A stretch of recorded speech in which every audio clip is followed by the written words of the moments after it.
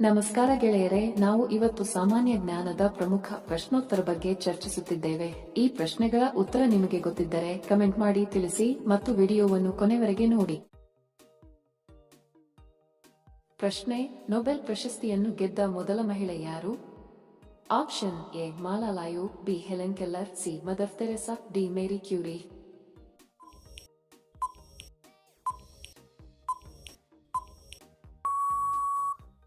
ಸರಿ ಉತ್ತರ option D Marie Curie.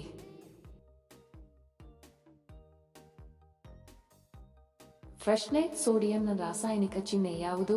Option A S, B P, C N A, D C.